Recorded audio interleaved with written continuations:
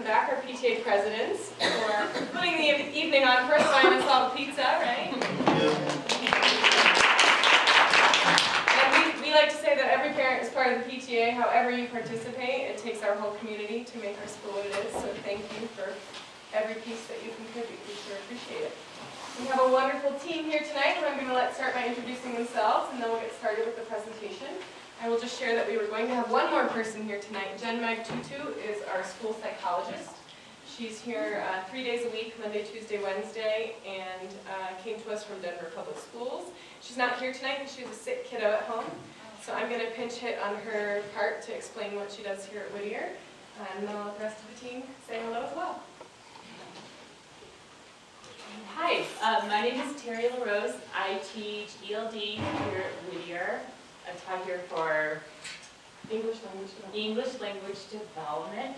I've taught here for about 8-9 years. I used to teach second grade for many years, and I am also part-time IB coordinator in school, and also teach Spanish.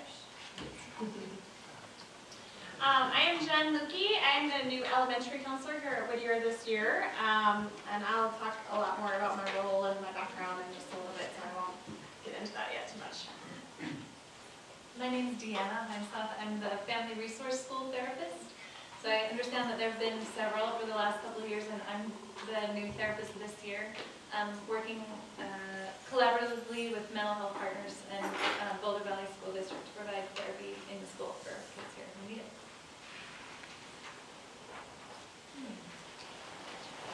So I'll start off our conversation. When we were talking about this, and we were talking about like what is social emotional learning and how do we sort of just bring it up as an idea, how do we figure that out? So one thing that I like to use with parents and with kids sometimes too is this idea of the iceberg.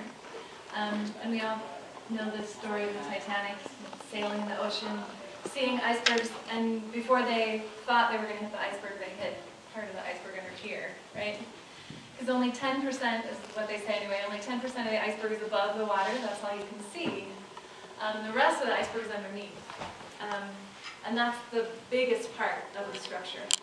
So what I like to think about when I'm working with kids and parents and families is that a lot of times it's our behavior that's the tip of the iceberg.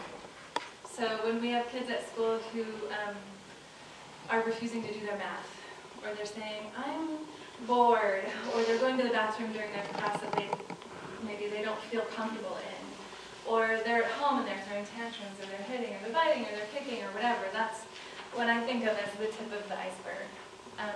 And we have parenting behaviors too, things that we do inadvertently without meaning to, sort of responding or reacting to our kids when we're not at our best is also the tip of our iceberg, right? Or behaving badly in front of our kids when we're arguing with our partner, or something like that. So what I like to get at as a therapist is what's underneath that. Even the worst behavior has some reason, you know? There's something happening to a kid underneath when they have bad behaviors on top. And I feel like that's my job, is to try and help kids figure that out, help kids and help parents figure that out. If I'm like, I'll just give a personal example. My daughter is 4, she's in preschool. She bit one of her friends at school a couple weeks ago. And I was like, oh my God, honey, you're 4, you're not 2. Like, you can't bite kids anymore. You go to kindergarten next year and you bite a student, it's going to be really, really bad. So we had to figure out, like, what's going on with you? What's happening? What happened that day? What was happening with your friend? What were you expecting? What were you feeling? What was going on for you underneath that? Because I totally could have just been, well, like, that's bad, that's unacceptable, this is your consequence, and that's it. But then she would never understand why she did something like that. She might just be embarrassed and ashamed and not come to be a problem she might have in the future. So, what I'm really super passionate about is trying to help grown-ups and kids communicate from underneath the iceberg.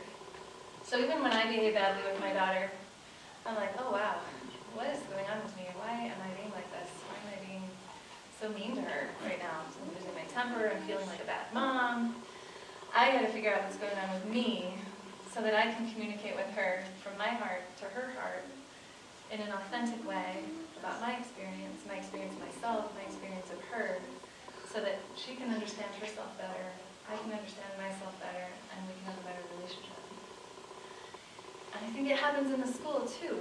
Teachers are working with kids, and kids are misbehaving, and teachers are losing their temper. They're like, oh my God, I have 30 kids in here, and these 4 are just driving me nuts. And they're just trying to manage the classroom, and those kids are really struggling with something. So then you end up with the tips of the icebergs are just battling each other, and nobody's really talking about what's happening underneath. And then you get a teacher who says, well, I'm really frustrated and overwhelmed right now. Okay, let's all take a deep breath and figure out how we're going to solve, whatever's happening in the classroom. In a completely different way to help, and can help the kids settle down enough to be able to use that part of their brain that we all need to use to be able to solve problems, think empathetically, be rational. So our prefrontal cortex needs to be turned on so we can learn, so we can think, so we can empathize for our fellow students, our teachers. And when we're just firing off all our super bad behaviors and getting in lots of trouble, we can't do that. I hope that kind of makes sense the way that I explain that. Thinking about what is our internal emotional world? What's under the tip of the iceberg? And if we can speak to that and feel that, that's where we can learn, be empathetic, have authentic communication with each other, and find our ground. Sound good? Awesome. Okay, next slide.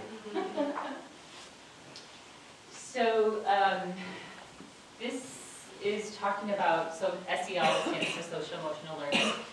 And I'm going to talk to you a little bit about how it's represented in the International Baccalaureate program. They have, so IB has a curriculum for everything that we do. We have a written curriculum, a taught curriculum. They call their social emotional learning curriculum personal, social, and physical education. They put the whole well-being of the child at the center there.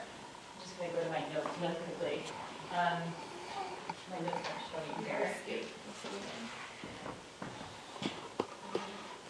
Yeah. So,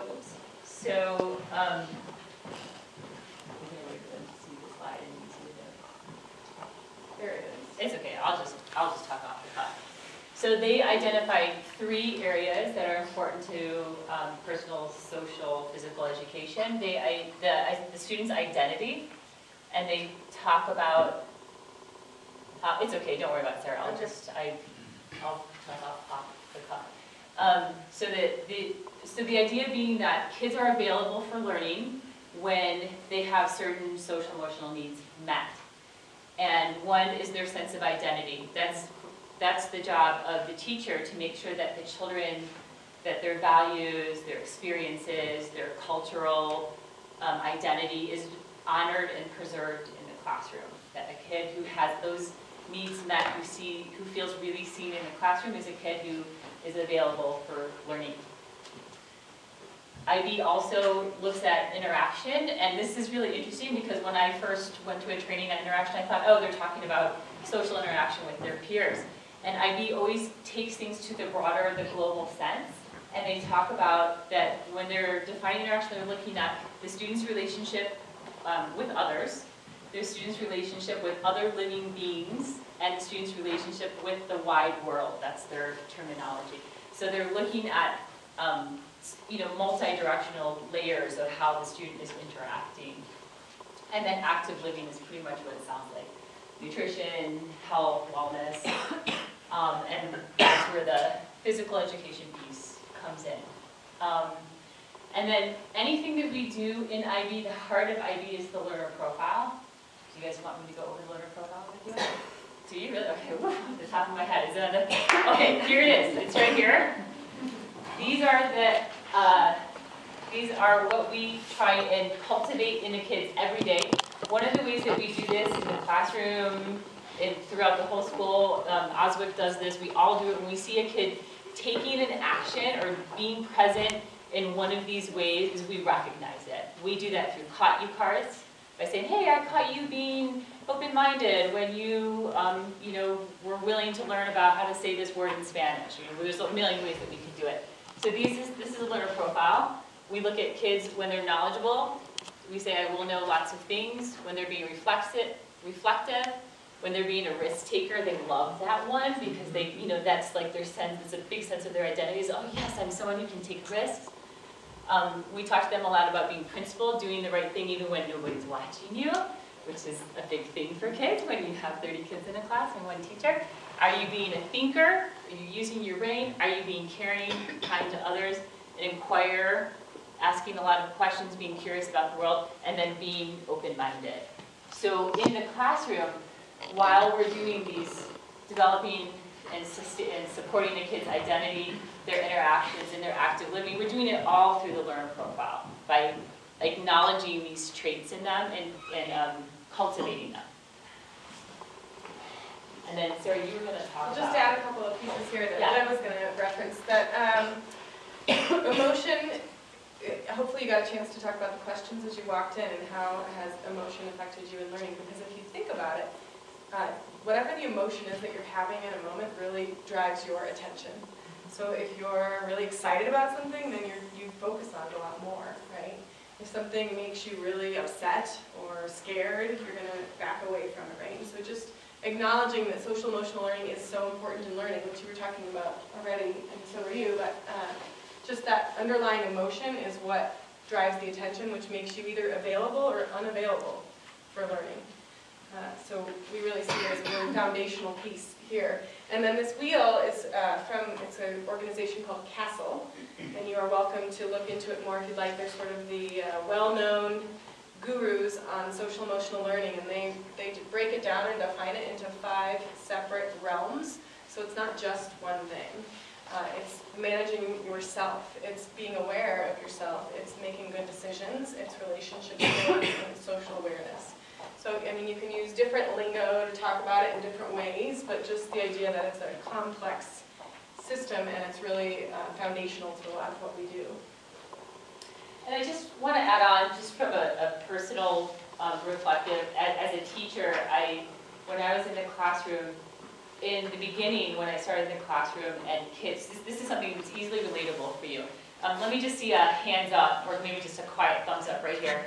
If your kid has come home from school upset about something that happened with another student during the day, like maybe that's a recess interaction, or someone teasing him, or, okay, so you know what I'm talking about, right? So as a teacher, we used to have an early morning recess, and inevitably we'd come in from recess, and I'd have a kid in tears, upset, or I'd have 2 or 3 kids upset about something that had gone down in recess.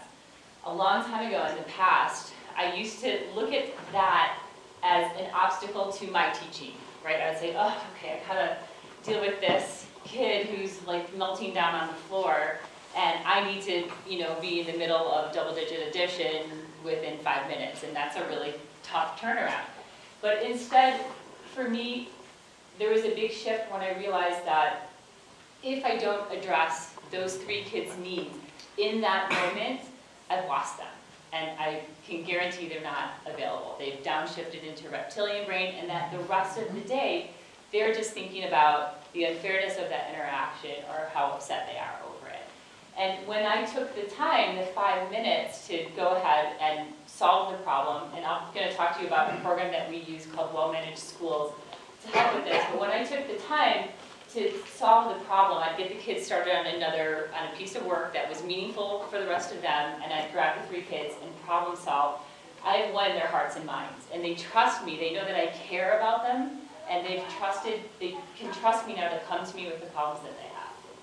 And I'm relating that as a little piece of vulnerability for you, and maybe you can use that in your parenting, because I'm sure that I'm a parent as well, and that definitely comes up for me. Taking the time to really, get down on your knee and find out what's going on with those kids is so crucial. So we wrote, what is it not in that bottom corner, and it's not a separate time of day, it's not one lesson a week, it's not simple, right? It's this bigger system that's throughout what we do. So some examples of what we do. Okay, so these are all the things that we do in the building. The first one, all of them, but there are many of them. These are some of the many things that we do in the building. I already talked to you about the learner profile, the copy cards, and the attitudes. That's what I was explaining over there as a way of recognizing the kids when we catch them doing something that builds their social emotional awareness. And then Passage Works is a local program. It is incredible. It's a local program that teaches, they came in and taught us how to create a container of safety in the classroom.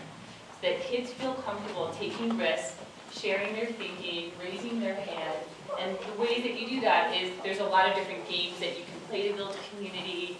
And there's a lot of trust exercises, things that you do, and a lot of sharing circles and peace circles where the kids over the course of the year get to know each other as human beings and engage in this community struggle together, right? Every day. Sometimes we rub up against each other and it bothers each other. Sometimes we support each other, but engaging in humanity together. And PassageWorks has a lot of, has trained us on how to do that, how to build that.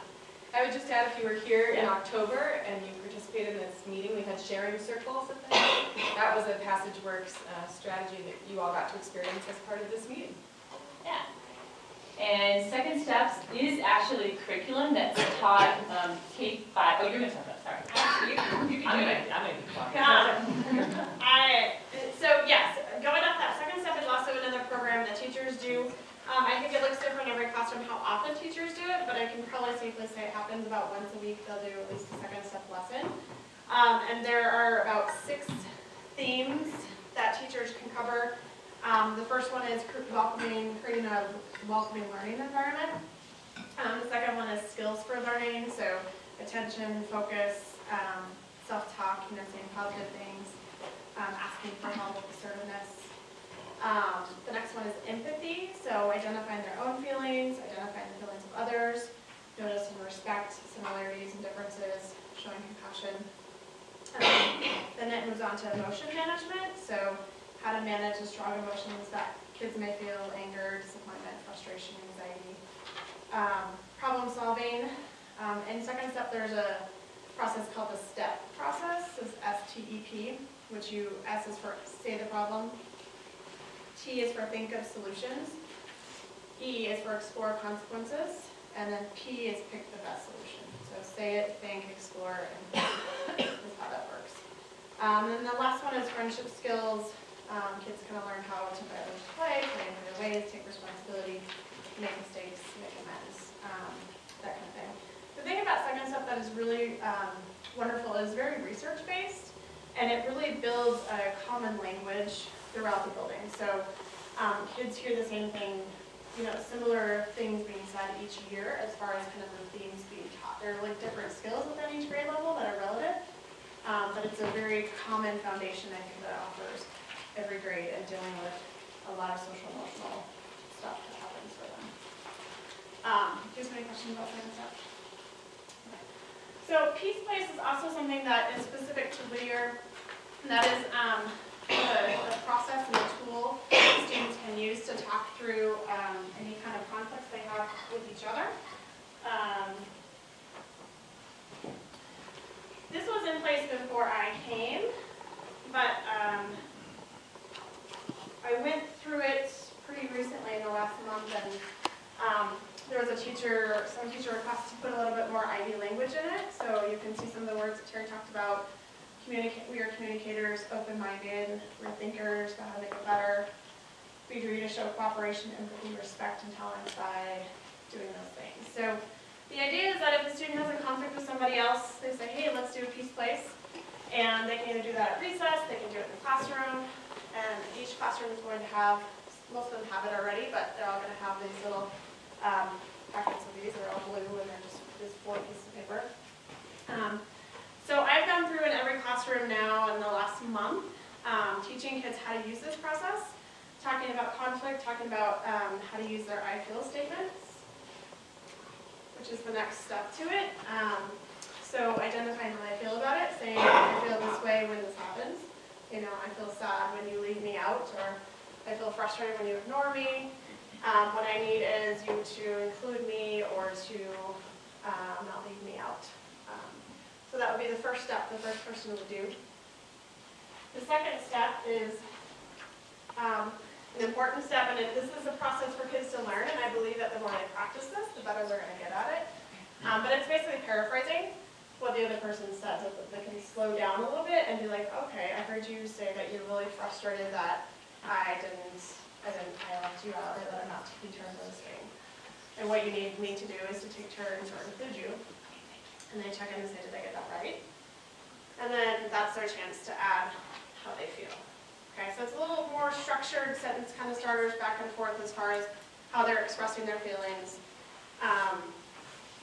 That process, and then the final process is agreements. So first person say, okay, I can agree to do this, and I can agree to do this, is usually how it's solved. Now, we know they're kids and they're very much learning early conflict management, problem solving skills, so in a perfect world this would go great by itself, but we realize that kids get really frustrated and sometimes it doesn't always go well, but this is at least a tool that they can try first, and if they run into some complications like the other student doesn't want to do it with them, or they can't find an agreement, then that way they can ask the teacher or another adult for help. Okay, but as of next month, all the classes have been trained in it, except I'm going to work on that as well. But so students will have learned this, have opportunities to do it whenever they need to as well. So that was kind of anything we just did recently. Redid. Do you guys have any questions about that process? I do. I just was wondering, so are you sending like these cards, like a copy of that home, or is there any, like a website where we can look at these cards? Sure. We can make it available on our website. Yeah, we should. Yeah, we can totally do that. Absolutely. Thank you for asking. Is there a plan for kindergarten to, We can. I've been talking to them about how we can do this and roll it out to them. We're thinking maybe a slower process than doing all of that at once.